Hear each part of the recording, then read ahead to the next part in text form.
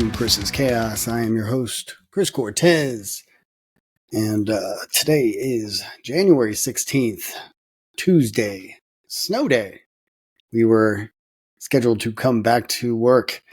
However, this Martin Luther King weekend is just extended, and what a Martin Luther King weekend it's been. We got the first week of playoffs for the NFL.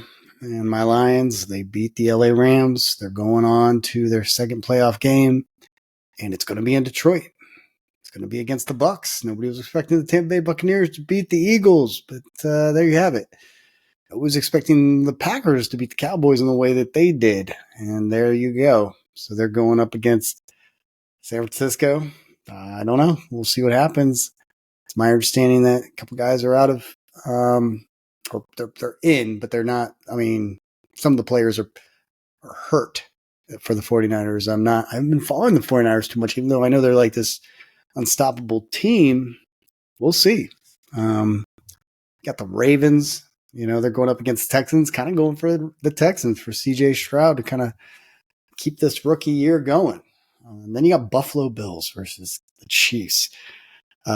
See if Mahomes can pull another one out in Buffalo this time. I honestly feel really bad for Miami. I think if Miami would have played in Miami, we would have had a lot of the same results that we had with the Bucs. Now I'm sure somebody can give me a whole bunch of reasons as to why that would not be the case. But either way, we're here for some wrestling. All right, we're here to cover the University of Minnesota versus Iowa. Okay, at Iowa, the number 10 wrestling team in Minnesota taking on the number 2. Held on January 15th. It was in Iowa. And it was a cool event. Wasn't sure if I was going to cover this, but I watched and I was like, yeah, let's do this. A lot of great, little matches, and I think that it was definitely not quite as an exciting of a dual meet as the one we had with Nebraska and Iowa. And we'll talk about Big Ten in 60 minutes. The kind of they go over 7 key matches, and I think 3 of them were for the meet that we had between Iowa and Nebraska. So I'm sorry. Yeah, that was. I mean, it was just a lot, to cover. Yeah. I mean, it was a cool card. I'm gonna get into the first match, okay, with 125 pounds. If you are interested in checking out my review or my recap, my notes from the previous video with Iowa versus Nebraska, I'm going to put that in the link. That link in the details section. Also, I want to give a shout out to my good friend Mario from Two Island Boys barbecue. They are making the best barbecue sauce, and he told me he's got a fresh batch lined up. So if you're watching this, I'm going to be putting up a raffle, okay, at some point very soon. What I'm going to do is I'm going to sneak in a special code for you to email me towards one of my videos coming up soon. Just keep an eye out for it and see if you can win a free bottle of barbecue sauce on me, okay? So that'll be fun. And also, if you haven't done so already, hit the like or subscribe button at Channel Cortez 33. You can find me on Instagram and Twitter at Channel Cortez 33. And so let's get right into this. I think if you read about this meet, the predictions weren't much different from what we saw live.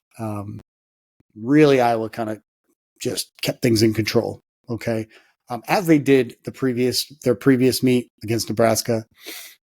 And I was just showing their dominance. We're all waiting for, to see what happens with Iowa as they move forward against, and, to see some matches between guys from Iowa and guys from Penn State, Ohio State. We're going to talk a little bit about Big Ten in 60 minutes and some of these key matches. I'm excited to talk about those matches between Michigan State and Michigan. Yeah. Rutgers. Okay. I know. Yeah, we'll talk about that. But yeah, let's get right into this real quick. In the 125 pounds, we got the number 18 ranked Patrick McKee from Minnesota taking on Drake Ayala from Iowa.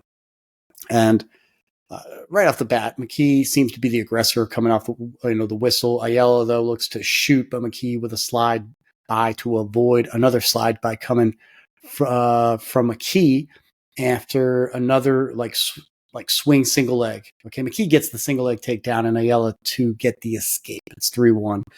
So Ayala, though, on round 2 on bottom gets the escape.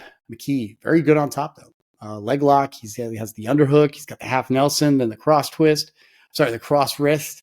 Back to the Nelson, out of bounds. McKee has about 1 minute and 19 seconds on the riding time at this point. Ayala escapes at 1:34. He gets the late takedown outside of 15 seconds. So here we go.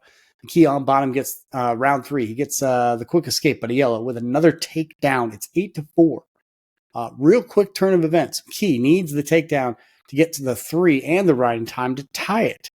Shot for McKee in under 20 seconds. Stall on Ayala, but he keeps McKee at bay for the victory. So Ayala decision over McKee 8-5. Another one for Ayala. This guy is good. Nothing away from McKee though. He was giving him a run for his money. 8-5. Not bad start to this meet. 133 pounds. You got the number 29 Tyler Wells from Minnesota taking on Kale Peterson from Iowa. And I was wondering. I was wondering what was going on with number 30. Let's see, from Iowa, Teskey. I was wondering what was going on with Teskey because he had lost Van D, and he wasn't there. So I got. If you know what's going on with Teskey, please let me know, because I'm wondering why he was not competing. Maybe they just want to keep him fresh, keep him from another loss to a guy ranked 29. I don't know. But Wells, he gets the win. He gets the victory by decision, 6-3. Let's look at this. Round 1, Wells hangs on the head to avoid the shot by Peterson, who takes another. But Wells counters by taking the ankle into a takedown, 3-1 after an escape from Peterson. Now, round 2, you got Wells on bottom, not quick to get out due to some wrist action from Peterson and putting a lot of weight on Wells. No escape, 3-1. Round 3, Peterson on bottom manages to get to his feet and break away from the escape and holds the riding time at 1 minute and 24 seconds. It's 3-2. A shot from Wells, single leg, but Peterson is holding on with the underhook until Wells does get the 3. However, Peterson rolls through and spins to almost get a takedown before a stall call is made. Then a brick from Iowa. Rule stands for the takedown for Wells. Peterson gets the escape, 6-3. He had to get the takedown and ride for about 4 seconds to get the win, but Wells defends for the win, 6-3. There you go. And it's looking like Minnesota's, in the race here. It's tied up. But then you get to 141 pounds. You got Real Woods taking on Vombaur, who put on a great display. Okay, this was nothing short of just a good match, and a close call. So Woods round 1, Woods latches onto the leg of Vombaur until he gets the takedown and grabs the wrist for control on top. Vombaur with his arm behind the head of Woods to standing position, but cannot cut loose of Woods. Vombaur wins the hand, fighting to get the escape out of a standing position. Just after 1 minute and 36 seconds, you got 3-1. Round 2, quick escape from Woods, 4-1. Still holds the riding time at 1:27. Forward motion by Vombaur, but Woods fending off with his hands. Gives you that claw, almost open hand palm strikes, I'm telling you. Look good. Round 3, Vombaur on bottom gets the escape, 2-4. Woods with a single, but Vombaur locks on the leg for Woods for a great scramble. 40 seconds. It looked like a half Boston Crab for a moment there by Vombaur. But Woods holds on, gets the riding time, 5-2. It was a close one, though. Really, Vombaur almost got that takedown. It would have been a different discussion. So Woods looking good. And then you go to 149 pounds. Number 13, Drew Roberts from Minnesota taking on number 12, Caleb Rathjen. Great match. This might have been the match of the night. We got really close in rankings. 149, very fun weight class. And first round, this is the first meeting since February 2022, so it's been a couple years. Rathjen goes for a first single leg, grabs the leg, gets around Roberts, who gets a quick escape. It's 3-1. Round remains in neutral. Round 2, you got Rathjen on bottom, and Roberts has like a figure 4 on the leg of Rathjen, who has to bust his hips out. Great escape by Rathjen. Check that out. 4-1. And by the way, I am going to probably put the link to the highlights of this event in the details as well. Rathjen goes for after the leg just at 40 seconds. Roberts on the leg, but Rathjen turns almost to get the control. No points, though. Roberts, round 3, Roberts with a quick escape. It's 4-2. Rathjen at 1:15 gets the single leg and lifts Roberts for the takedown. Roberts gets the escape, 7-3. No holds for the no holds the riding time. No one holds the riding time. So Roberts needs more than just a takedown to win. No more points earned in this round. Rathjen, he wins by decision. So there you go. I was leading 9-3 over Minnesota. 157, Michael Blockhus versus Jared Franek. Now, this is probably the match, might be the match tonight for me, just because of the way that Blockhus does kind of get the win. Very end, it looked like Franek was going to win. Really did. A little bit about Michael Blockhus. He had his debut in MMA in Bellator, if I'm not mistaken. Gets a win in one round. You know, he's got those hammer punches. That's pretty cool. But it just seemed like Franek has the experience on the mat. You know, on the octagon, probably a different story. But Franek was really kind of holding his own against Blockhus until the very end. So yeah, you know, this guy's got a great future, Blockhus. Round 1, Blockhus going for a couple shots, but Franek avoids. Franek gets the double leg very quick and able to turn it into 3 points. Blockhus gets the escape, 3-1. Blockhus gets the shot in and holds on while Franek grabs the ankle to avoid the takedown, draping over him. More points. Round 2, quick escape by Franek, 4-1. And that was that. But note here, again, the commentators, they're talking about his debut in MMA, using those hammer fists. Go watch it. Go check it out on you just look up. I just looked up Blockhus MMA, and I got a quick Instagram or Twitter, TikTok, whatever have you, of Blockhus getting his win in MMA. That's pretty cool. Round 3, Blockhus on the bottom gets the escape, 4-2. Blockhus trying for the shot, but back up, double to a single, so quick by Franek. Blockhus fighting it off, and a stalemate. I thought he had him there. I thought Franek was going to get another 3 points. Blockhus gets the double leg under 20 seconds. Under 20 seconds, gets the takedown, 5-4, and gives Franek his first defeat of the season. So Blockhus has got to be moving up the ranks, you know? So this was really cool. Yeah. Minnesota's back up, 6-9. So, yeah. Iowa's still in the lead, but, yeah, still close. We cut to highlights from some other dual meets. We got something with Shane Griffith, Austin Gomez, Lucas Davidson from Michigan, Jackson Turley, John Poznansky from Rutgers, Caleb Fish, defeating Cameron Amin. We're going to check that out later on after these next couple matches from this dual meet.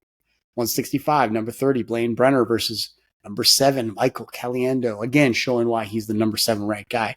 It was pretty cool. Round 1, Brenner gets the leg, but Caliendo fights that off. No points. Round remains at neutral. A shot almost taken at Caliendo.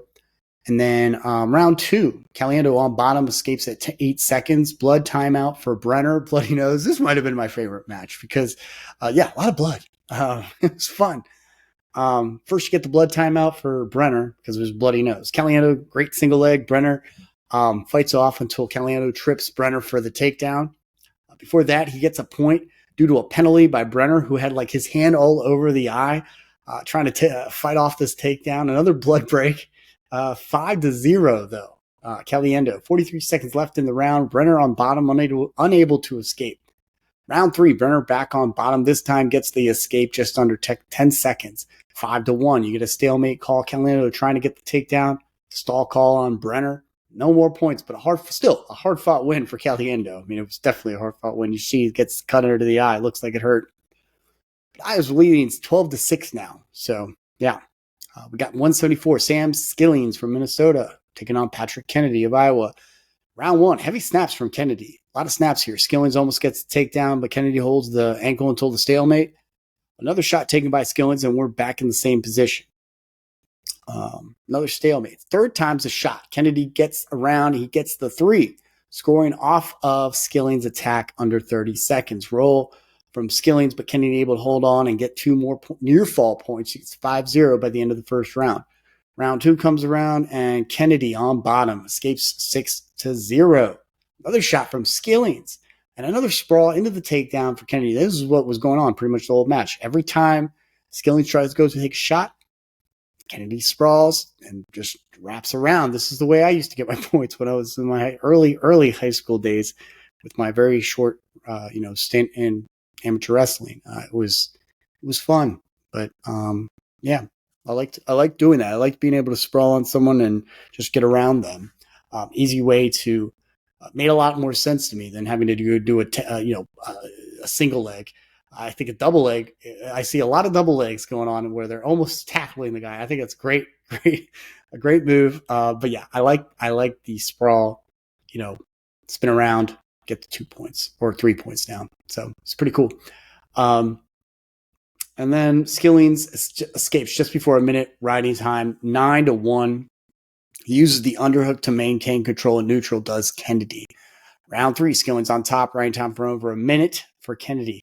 Skillings escapes, single leg by Kennedy. Skillings holds on as Kennedy tries to drive. You get a stalemate. 1 minute remaining. Kennedy fights off the shot, gets 3 more. 12-2, secures the riding time. 13-2, Kennedy for the major decision. So now Iowa leads 16-6, and that's not going to be the only match that ends in back points, in bonus points rather. So wait till you see the 197, I believe it was. But anyways, 184. Isaiah Salazar from Minnesota taking on Aiden Riggins of Iowa. Round 1, a lot of arm work, but remains in neutral. Snap from Riggins under a minute, and Salazar counters a roll through by Riggins to get the takedown 3-0. Round 2, Salazar escapes 4-1. Another from Riggins under 30 seconds. Cannot get the 3. Salazar shoots.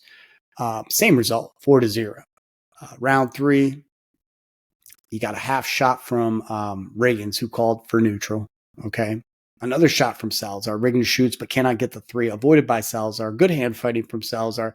Gets the single leg, but cannot secure the riding time nor the major decision. 7-0 Salazar decision over Riggins. So pretty definitive win for Salazar. Yeah, I liked it. I like to see more of Salazar. He's definitely a good wrestler in his class. So it's 9-16. I was not out. They got 2 more matches. If they can get 7 points, they need major decision and a decision, and you got a tie. Pinfall definitely in business, but let's see what happens. 197. You got the number 24 ranked Garrett Joles from Minnesota taking on number 16th ranked Zach Glazier of Iowa. Yes, and it's Glazier. Glazier, yes. I always think it always sounds to me like Glacier, but no, it's Glazier. And Van D, not Van D. Yes, we'll talk about Van D later. Round 1, nice shot from Glazier. Almost loses the takedown while Joles fights off, but follows through. Escape from Joles, and just at 30 seconds, it's 3-1. Round 2, Joles on bottom. He escapes under 20 seconds. A lot of weight on each other in neutral. Head snaps attempts. A lot of head snapping. Glazier attempts a single leg. No points. 3-2. Then round 3, Joles really holds on to avoid the escape, but Glazier does get the escape. 4-2. Riding time becomes just null. If Joles gets the takedown, he can win, but he is unable to make a shot into a takedown. 4-2. Glazier. Boom. So Iowa 19-9. So at this point, they are just securing the team win. Okay. Let's take a look at the heavyweights. You got Bennett Tabor versus Ben Keeter. Ben Keeter. Okay, pronounced.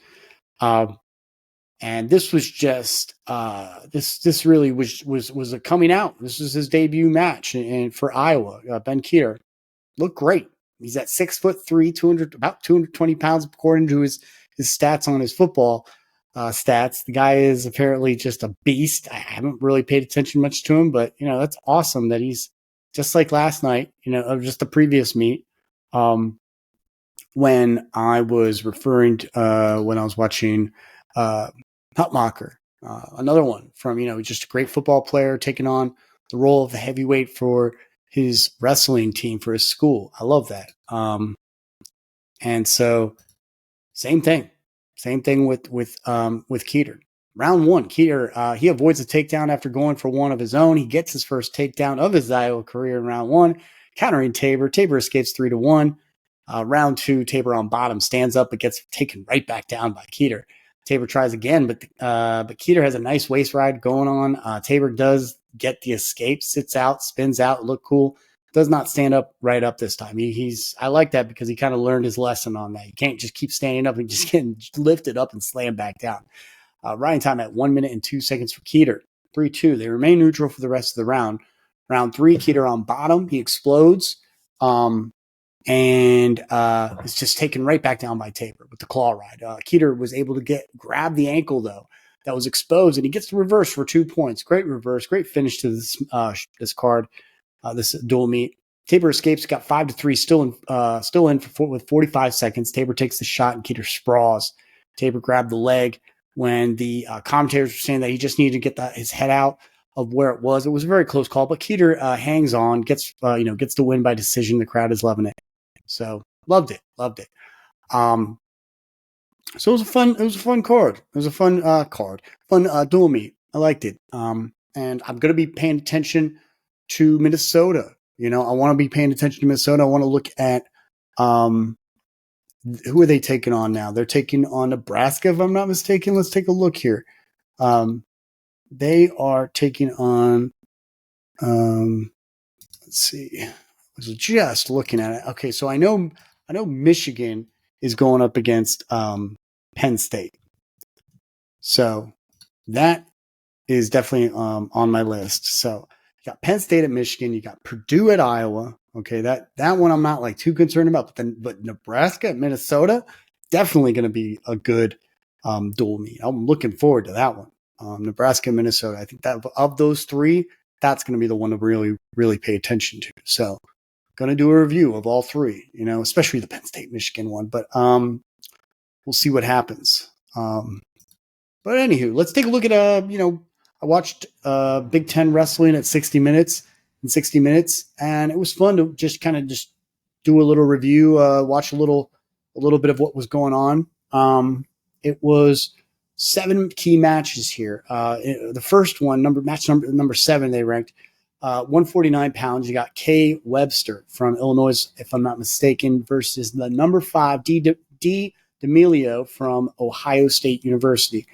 And really right off the bat, jump to like round 2. Round 2, D'Amelio gets the escape, but Webster gets the single leg and turns him around for the takedown under 25 seconds. Webster gets out at 24 seconds, 4-1, fends off D'Amelio for the decision. So Webster, the number 10 defeats the number 5 ranked D'Amelio from Ohio State. That's kind of a big deal. Number 6 match, they showed Glazier and All Red, which I already covered in my last podcast, so you need to check that out. But that was a good match. Number 5, 184 pounds. You got the number 23 ranked L. Malcheski from Minnesota State University taking on number 15th ranked Jade Bullock from Michigan. Bullock gets the takedown in round 1. Malcheski escapes just before the end of the round, 3-1. Bullock on top stands up and rolls through to get a reversal, and the block is thrown.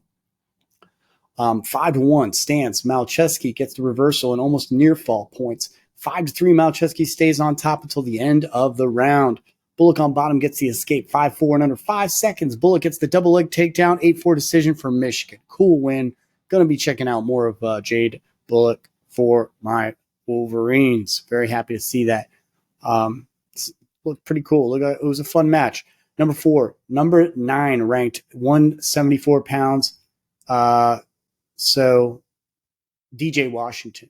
Okay, for the numbers, for the 174 pounds, you got DJ Washington from, I believe, Indiana University, if I'm not mistaken, taking on the number 27, Jackson Turley of Rutgers. I don't think we were expecting Turley to get the win the way that he did, okay, with a technical finish. And I talked about it not being the last, major decision with bonus points, and I was referring to this match.